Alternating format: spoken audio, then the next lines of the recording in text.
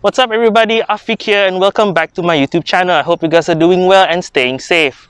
So this time around in this video, I have this. So this is a 2009 Honda City 1.5 E-Spec, or also known as the codename GM2.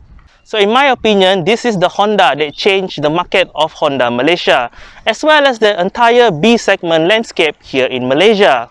Without further ado, let's check out the car, and this is ABB Automotive.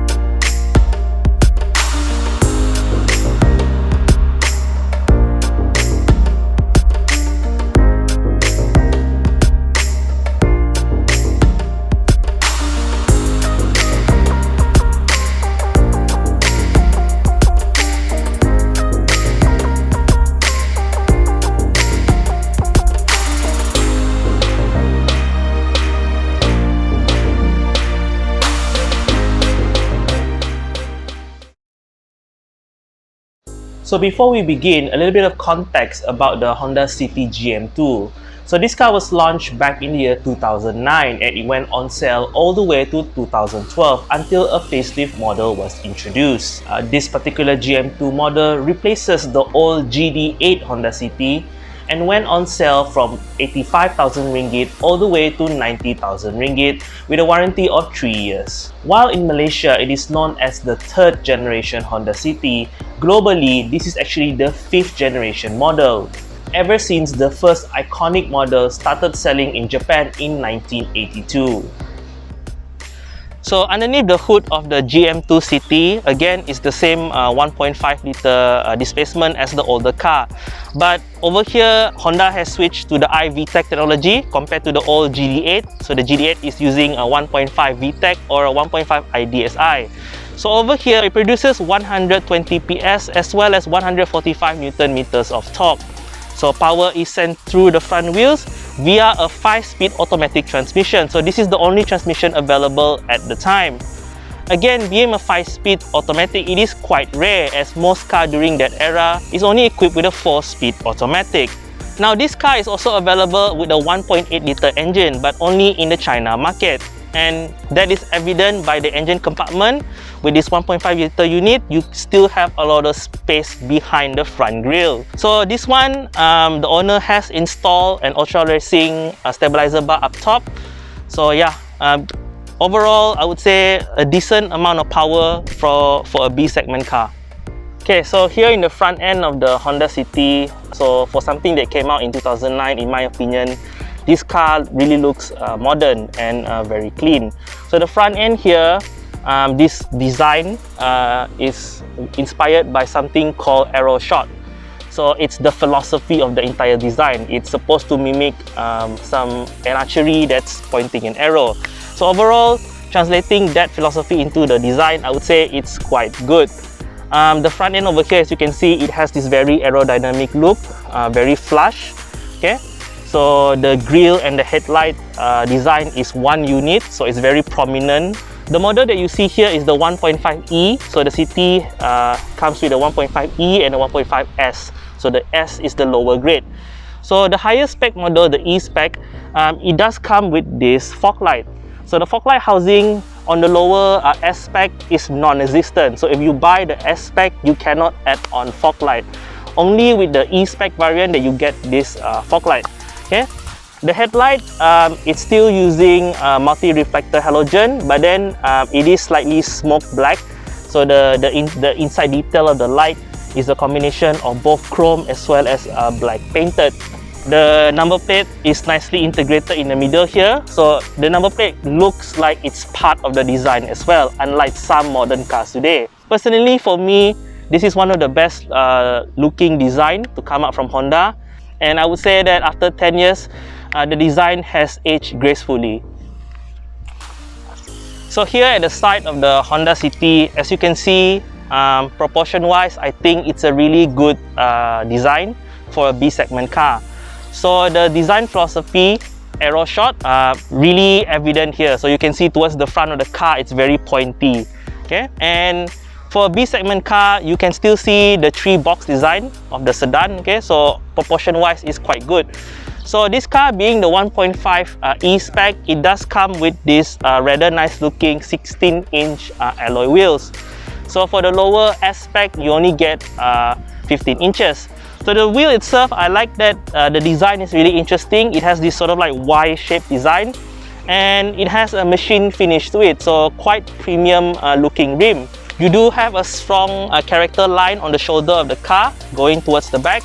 And then for the 1.5 E variant, you do get a side mirror that is power folding as well as an indicator. So for the 1.5 S model, the side mirror is manually folded, but then it's still electronically adjusted. And the side indicator here is on the fender instead of on the side mirror. Now the color that you see here is called the Abalester Silver. So back then, the City can be had with a few range of colors. The most iconic one is the blue. So the blue one is the color, the halo color for the City. Personally, for me, I do like how this look. Certainly better over the previous GD8 generation. The A pillar in particular here, I like that how it swoops back, giving that very sporty and aerodynamic look. Now moving towards the side here, okay. So the back door here, it does have this kink. Okay, that reminds me of a BMW 3 Series.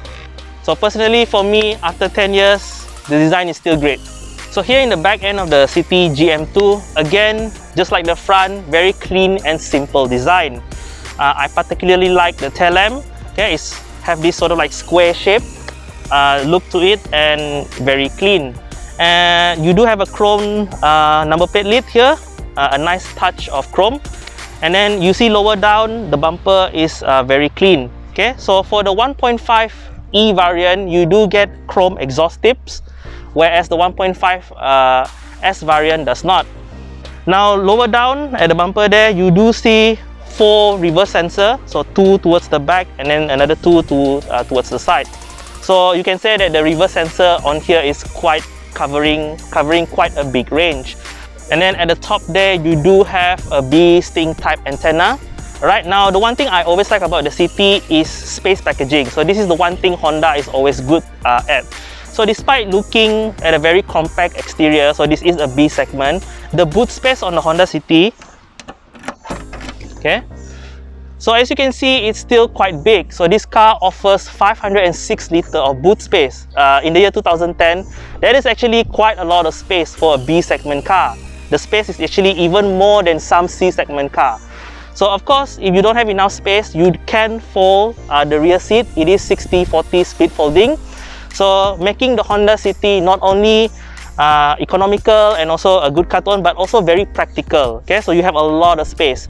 So the only thing that I don't like is, of course, back then you do have gooseneck hinges. So if you are loading your car up to the top, you have to be careful when you close the lid that the hinges might hit your item. But then overall, I would say the packaging, space packaging in the Honda City is really good for its time. Okay, so here in the driver's seat of the Honda City GM2, so upon getting in, I like the driving position. Okay, so the driving position is quite good, thanks in part to the many adjustments you can do in this car. Okay, so number one, the steering wheel itself. So this is one of those rare B segment car back then that you can actually adjust the steering both tilt and telescopic. Okay, so tilt and telescopic. Seat itself also, it's manual adjustment of course, but there are a lot of adjustment to the seat. Okay, so you can also adjust the height. Okay, so the height go up, you can also go down, and I do like how the lever feels in my hand. All right, so being the top of the range City E-spec, so you do get a pair of paddle shifters. So you do get paddle shifter behind the steering wheel. Quite a nice feature to have. And then you also have sort of like this leather wrap gear lever, which the S variant don't have. Okay, so looking at the dashboard alone, personally for me, I think it looks good. It looks really neat, a nice combination of sporty and elegant design. Material wise, of course, it is hard plastic, but then normal, even the B segment of today also still use hard plastic, but it doesn't look cheap. Okay, it looks well made. Right, in the center here, you do have a radio that is you have aux. Okay, so you have connectivity to your USB and everything like that lah. So all of that aux port is underneath the center console, nicely in a hidden area. Okay, so you can plug in your pen drive and then you can close the lid down there, and then it just looks quite neat. This radio also comes with a hidden CD player. So you can actually flip the top part of the stereo here to reveal the CD player. Okay, so this is where you put in your CD player lah. So you close it, it doesn't look like you have a CD player, so it looks quite clean. So towards the center here, nice simple design. You do have a pair of cup holder at the front, a nice big traditional handbrake. Okay, and also the location of the transmission, the location of the automatic transmission is also quite convenient. All right, so this owner did some modification in this interior, like the center console. As you can see, it is this red color. So this is sort of like leather material. Originally, for the stock one, it is fabric. Okay, same material as the seat.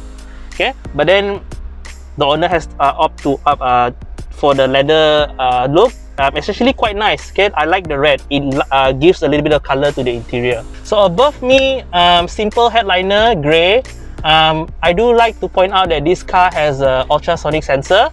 So this is something quite rare back then, and only being emphasized now is that, for example, if you lock your car and then there is a movement inside here, it will chime the alarm. So this is especially good if, for example, you left your kids or your pets in the car and then you lock your car. So yeah, it will give a warning to the driver. The owner of this car also put on Trapo mat, so quite a good mat, yeah. Yeah, Trapo mat down below. You do have a grab handle on the driver's side. So this is quite rare. So most driver's side don't have any grab handle. So the one in the city, you have it. And I like that is the flip down style, not the fixed style. So it has this sort of like graceful movement. So yeah, wiper is on the left, the signal is on the right. So typical Japanese car. I need to point out that in some of the market, the Honda City is available with automatic digitalized aircon, but unfortunately for Malaysian market, we only have the manual 3-knob style, unfortunately. Okay, in terms of safety, so the first GM2 spec Honda City standard for both the S and E variant, it does come with dual front airbag, ABS brakes, electronic brake force distribution, as well as brake assist. Now, only with the facelift version that you get a vehicle dynamic control, or in other words, stability control lah.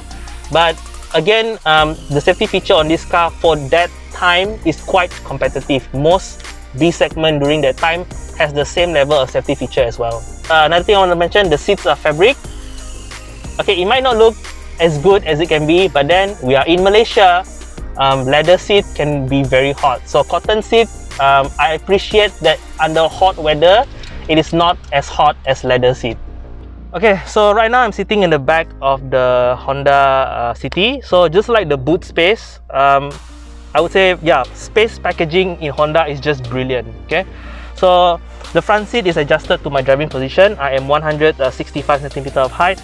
So leg room, as you can see, lots of leg room. Alright, and then if I lay back a bit, headroom, my hair is spiky, so it is touching the ceiling a bit, but then it's normal for B segment car to have this issue. Okay, in terms of amenities, quite good. Okay, so you have dual map pockets. Okay, dual map pockets. You do have a very big cup holder in the center here, and then you do have a center armrest. So this is a rare thing for a B segment car. Okay, so you have a center armrest, okay, with a couple of cup holders. So yeah, it doesn't feel like a B segment car at the back here, to be honest, because it's just so roomy. And then another thing that I'm quite shocked to know is that this car has a slightly two-way reclining rear seat. Okay, so you can adjust the lever at the side here. So you can recline even more. This is like almost D segment features, okay, in a B segment car. So honestly, sitting at the back of this car, it just feels so roomy, so nice. If you ask me to sit in the back of this car for a journey, I don't mind, because it is really quite comfortable back here. So overall experience quite good. Oh, another thing I wanted to mention, the center floor is flat. Okay, so even if you sit in the middle row, you do have place to put your feet. One last feature that I want to highlight, underneath your seat, you actually have a compartment to put whatever, your umbrella. Okay, so there's a hidden compartment underneath the seat. So again, a lot of clever nicks and nooks to put your stuff around. So overall, the back seat of the City, I give it a thumbs up. Okay guys, so driving the Honda City for a while now, the GM2 City. So getting in, not an issue. It's easy to get in and easy to get out from the car. Driving position, like I said before, not an issue. You can easily find a good driving position. So yeah, accelerating, the 1.5 litre engine, of course, 1.5 only, 120 Newton meters on top, but sufficient enough for this size, for B segment. No way I feel underpowered at all. Okay, every time I mash the throttle, it gives me good response. Okay, so the 5-speed automatic transmission, I would say that it behaves a lot more like a 6-speed compared to a 5-speed, compared to a 4-speed. Okay, the 5-speed, so the 5-speed automatic, when you are overtaking or when you are accelerating, typically a 4-speed will go down a gear. So for this one, because it has the extra gear ratio, it will typically go down 2 gears. Okay, so that behaves behavior feels like a 6-speed more than a 4-speed lah.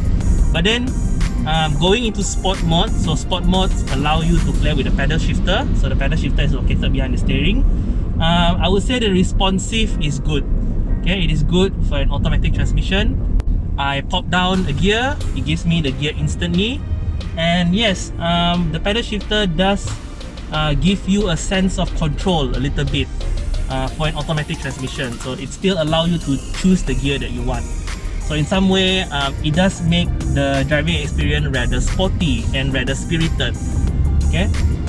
In terms of visibility, okay, I would say the visibility in this car is quite good. Looking forward, the windshield is very big. Okay, and then I like that the side mirror.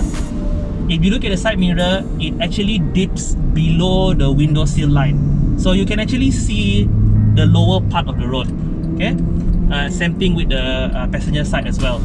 And then looking at the back also, nice clear visibility, not much issue. So visibility in the city is quite good.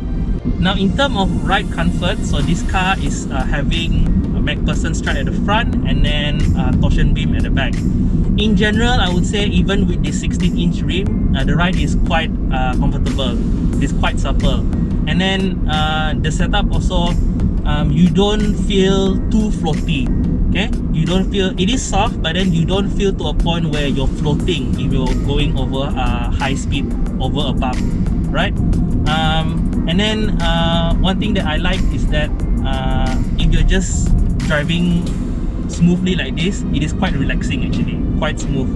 Wind intrusion also is not a lot. Alright, in terms of comfort also, so right now armrest, so my outer arm and my inner arm, I would say a near symmetrical feeling. Okay, so I'm able to touch the lower part of the steering and rest my hand on the what do you call this, elbow rest. So again, on longer journeys, this is quite what do you call that, good thing to have lah, right? Okay, so this particular city, the owner has installed throttle, what do you call it again? Throttle control. So yeah, so the owner has installed a throttle controller. So there are 8 modes ranging from 1 until 8. So of course, the higher the number, the more sensitive the throttle response is. And I would say that not only it will affect your throttle response, but it also affect your gearing. So if you set it to number 1 or 2, it will typically just go down a gear if you accelerate, if you press the accelerator deeper lah. But the higher the number, obviously a more sporty driving feel, it will go down 2 gears. So RPM change, again, you have not only faster throttle response but more power lah at a higher RPM. Yeah, so I would say like good thing to have, you know, so you can actually alter the behavior of your car. You know, if you're just cruising, chilling, you don't need much throttle response, just set it to 1 or 2, then yeah, no regular driving. Or if you're feeling spirited, you know, in the weekend you found like a twisty road somewhere or highway somewhere, you just want to full throttle, set it to number 8, yeah, you get instant throttle response as well as gearing, right? I would say this Honda City, even after 10 years, it still drives nicely. Okay, no much issue with this car. Ride comfort is good, visibility is good. Alright, so of course, this car being in the condition it is actually in such a good condition considering its age. So this car was purchased in 2009. Looking at the odometer here, I'm looking that the car is only around 146k of mileage, 146,000 mileage. So yeah, so it's considered underused to regular use. It's not overused lah, I would say. So again, mileage does play a role with the condition of the car again. But then the owner is also a car guy, so he really take care of this car. So kudos to the owner as well for keeping the car this way. Good condition, alright.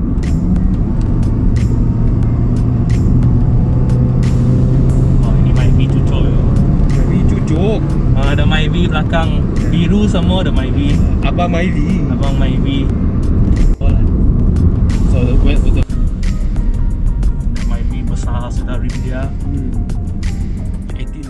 So with that, we come to the end of this video. If you like that video, do give this video a thumbs up. If you're new to my channel, please subscribe to my channel as well as hitting the little small bell icon so you'll be notified whenever I post something new on my channel. I would like to say thank you for watching. Stay safe, take care, and have a nice day.